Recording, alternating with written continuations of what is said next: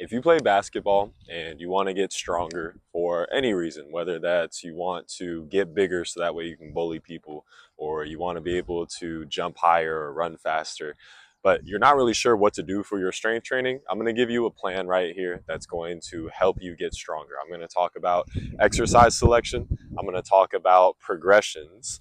And I'm just going to give you some like general guidelines that you can do. So first, I'm going to start out with exercise selection.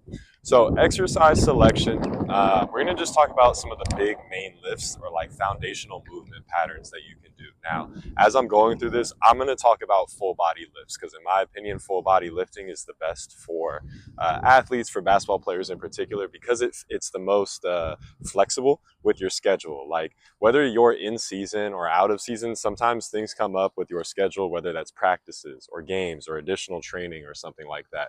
And you either have to miss miss a strength training session, or maybe you have to move it to somewhere else in your schedule. And when you do upper body lift split, that works, but it can get a little tricky. And then when you do body part splits, stop doing body part splits in my opinion if you're a basketball player.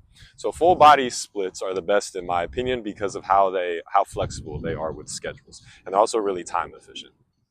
So with that being the case, the lifts that I'm going to give you, I'm going to break it down into a format that's a full body lift session. So the foundational movement patterns are things like squat, pull, or pulling, pushing, squat, upper body pull, upper body push, lower body hinge. That's like a hip dominant exercise, and then carry. I know that there's a couple other foundational movement patterns, but I'm just going to talk about those five as the main ones we're going to use for building up strength. So when it comes to the squat or the knee dominant variation, you can use things like a back squat or a front squat or a Zercher squat, or maybe you only got dumbbells and you can do a goblet squat or a 2 dumbbell squat, holding it down at your sides, or maybe you're doing a front dumbbell squat. So you can do any of those, but really whether it's front, back, Zercher, whatever, that's more so just how you're holding the weight. The main thing is break it down into knee dominant exercises that are squat. So that's like bilateral, just a traditional squat we might think of. A split squat or lunge variation. That's a little bit more unilateral. That could be something like a split squat or a reverse lunge or a Bulgarian split squat or something like that. And then a frontal plane dominant one or a true unilateral. So true unilateral is something like a pistol squat. I actually don't really do a lot of pistol squatting and I don't really program it, but I do like skater squats, which is if a pistol squat is your leg in front of you when you are squatting like so, a skater squat is going to have that leg behind you as you do it. So skater squat would be another type of squat you can do, or side squats. I love side squats because it gets you moving into the frontal plane, as well as curtsy squats, which are a little bit more rotational or transverse. So squatting, those are some of the exercises, whether it's regular squatting, split squat, lunge variations, and then frontal plane or true unilaterals. Next up, I'm going to talk about hinging. So lower body hinging, if squatting is a little bit more knee dominant, you're still going to work your glutes and your hamstrings and stuff, but it's really more quad dominant. Hinging is a lot more hamstring and glute dominant. It's more of the back side, whereas squatting is a little bit more of the front side of your lower body.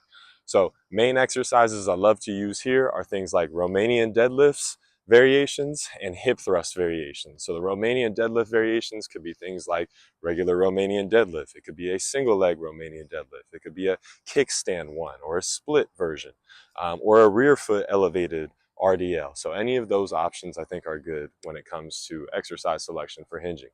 Then next up is the hip thrust that I was talking about. So hip thrust variations could be like a bilateral hip thrust. That's just your traditional hip thrust you might think of, or a single leg hip thrust. Honestly, those are the main ones that I use when it comes to hip thrusting, but I guess you could also do ground-based versions like a bridge or a single leg bridge. Difference between a bridge and a hip thrust, your upper body, your shoulders are going to be resting on something that's elevated like a bench or a box or something like that. Bridge is just strictly on the ground. So that's the difference there.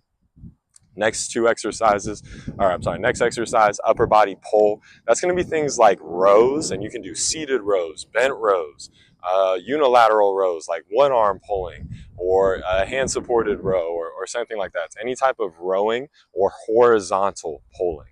And then there's things like vertical pulling. So that's things like lat pull down, pull ups, and any variation in between for those two. But those are like the big umbrella ones.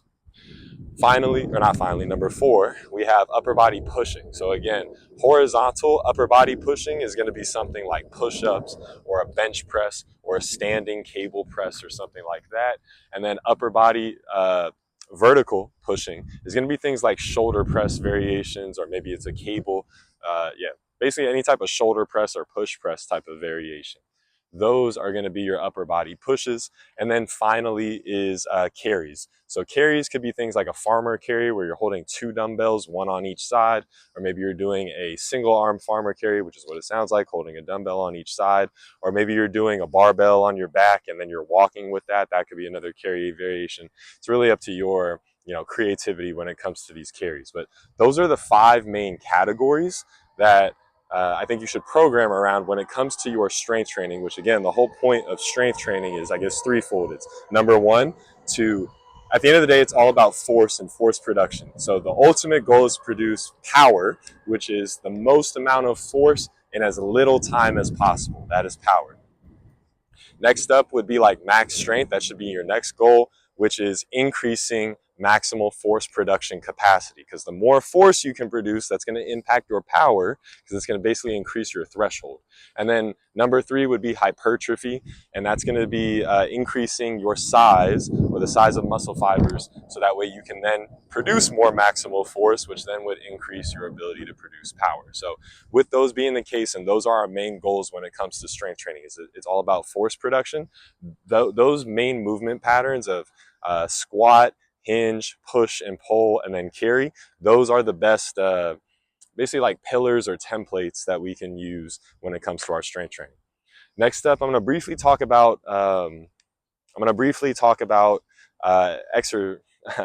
progressions. So there's a couple of different ways you can go about progressions. There's some more complex ones, whether it's like waves or ratchets. I'm going to talk about the easiest one, which is linear rep progression. It's what it sounds like, or maybe it's not what it sounds like, I don't know, but it's basically where you're adding reps each week, so that way you get stronger. So like, for instance, if I'm only able to do 100 pounds for 4 reps on a squat, and then after 4 weeks, I'm able to do 100 pounds for 6 reps, or for 5 reps after, some time, I've gotten stronger. I was able to do the same weight and I could do more reps. And there's other ways you can get stronger. You can also do it in terms of how fast you can do it. Maybe it took me 10 seconds to do those 4 reps, and now it only takes me 7 seconds to do those 4 reps. Now I've gotten more powerful because I can produce that force faster, and maybe my energy systems have gotten more efficient, so I've increased my work capacity or my metabolism and such. Metabolic systems is what I'm trying to say. But linear rep progression, I think, is the easiest place to go if you don't know how to program your strength training. So I'm going to give you an easy one for 3 different goals. So if your goal is hypertrophy, you're going to do over, week 1, you're going to start out doing 3 sets of 8 at 75%, and then you're going to add 1 rep each week. So week 2, you do 3 by 9. Week 3, you do 3 by 10. And then week 4, I usually just like to jump up to 3 by 12, but if you need to do a 3 by 11 for week 4 and then 3 by 12 for week 5, that also works. But that's going to all elicit hypertrophy, albeit more sarcoplasmic hypertrophy, which is like more almost like swelling of the cell. So it's not like true increasing the muscle fiber, like density and size, but it still is hypertrophy. Now on the max strength side, we could do something like again, using this linear rep progression concept, we could do something like 3 by 3, week 1, 3 by 3 at 85%. Then week 2, 3 by 4 at 85%. So we're still using that same weight at 85%, but now it's 3 by 4. And then maybe week 3, it's 3 by 5. And then week 4, maybe we're doing maybe we increase the weight. Maybe we go back to 3 by 3, but now we're doing 87.5%, or 3 by 2 at 87.5%. But that's another linear rep progression you can do. And then when it comes to power, the focus on power is way more about like velocity. It's about how fast can I move a a medium weight, medium heavy, or like a light medium type of weight. So maybe week 1, it's something like 5 sets of 2 at 65%. And then week 2, it's 6 sets of 2 at 65%. And then maybe week 3, we want to increase the load and still be able to produce a lot of force. So maybe week 3, we do something like 4 sets of 2 at 80%. And then, I'm sorry, at like 70%. And then maybe week 4, it's something like 5 sets of 2 at 70%. So those are 3 linear rep progressions. Those are basically linear rep progressions that you can do for your strength training based on if you want to increase your size, hypertrophy, if you want to increase your ability to produce maximal force, so that'd be like max strength, and if you want to increase your ability to produce power. So those are some linear rep progressions that you can use for that. So far I've talked about exercise selection, using those big buckets of squatting or like knee dominant lower body, hinging or hip dominant lower body, upper body pushing, which can be vertical or horizontal, upper body pulling, which can be horizontal or vertical, and then carrying. And then I gave you some progressions, week by week progressions that you can do using linear rep progression for whether you want to add size, strength, or power. Now, the last thing I want to talk about, this big principle, or I guess a couple of big principles, is GAS, general adaptation syndrome. Then the next one is going to be SAID principle, specificity, and then final one is progressive overload. So first, GAS, general adaptation syndrome. What that is basically your body goes through a pretty predictable process of how it's going to respond to a stressor or to a stimuli, that stimuli or stressor being exercise.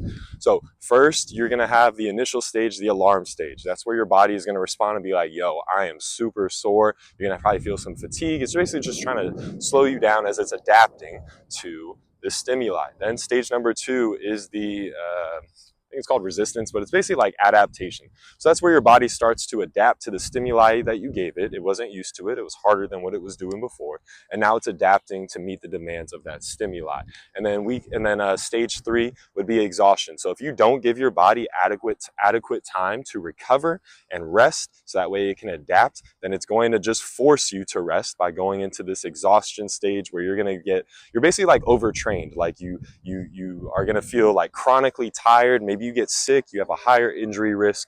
So GAS is a really important principle to follow when you're doing strength training, and it's just important to keep in mind those 3 stages of alarm, resistance, and exhaustion, and really try to stay in that alarm and resistance stage. Alarm when you first try a new stimuli, or maybe you've never done a weight before and you're doing this new amount of reps, you may get sore from that, as well as then being mindful of the resistance stage where your body adapts to that stimuli. Principle number 2, I want to talk about SAID principle, specific adaptations to impose demands. That is SAID principle. Basically, it's just like whatever you want to get better at, you got to actually practice doing that thing. It's just like if in basketball you want to get better at shooting, you got to practice shooting. Like practicing dribbling doesn't directly translate to better shooting. It's the same concept in strength training. You want to get stronger lower body, you need to do lower body exercises that get you stronger. You want to get a better squat, you got to practice squatting.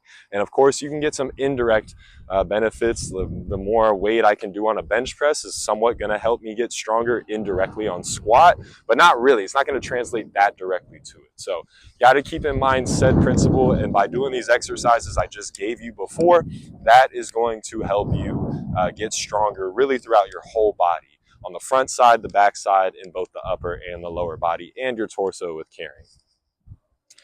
Last principle I want to talk about is progressive overload. That's basically the progressions I gave you with linear rep progression, but progressive overload is gradual increases or demands on the body that force adaptation. Keyword being gradual. If you do drastic changes, then you are probably not going to see improvement in your performance, because your body's going to almost jump immediately to the exhaustion stage. On the flip side, with progressive overload, you have to actually overload gradually what you're doing. Meaning if you do for 3 months, the same exact workout. I'm not talking about just the same exercises. I'm talking about like the same exact workout, same reps, same sets, same weight that you're using. You're going to plateau. Your body's just going to adapt to that. Your body's probably going to have adapted to that stimuli after like 1 to 2 weeks. And then it's basically not going to improve anymore. And if you want to maintain, that's great. But if you want to improve, you're going to need to do progressive overload into there. And so those three principles, gas, SED, and progressive overload, are really important to keep in mind with your strength training. And that's basically it that I wanted to go over in this video. I wanted to give you a bunch of exercises that you can do for your strength training that are full body, really time efficient, a lot of bang for your buck. So we talked about knee dominant, hip dominant, upper body pushing, upper body pulling and carrying.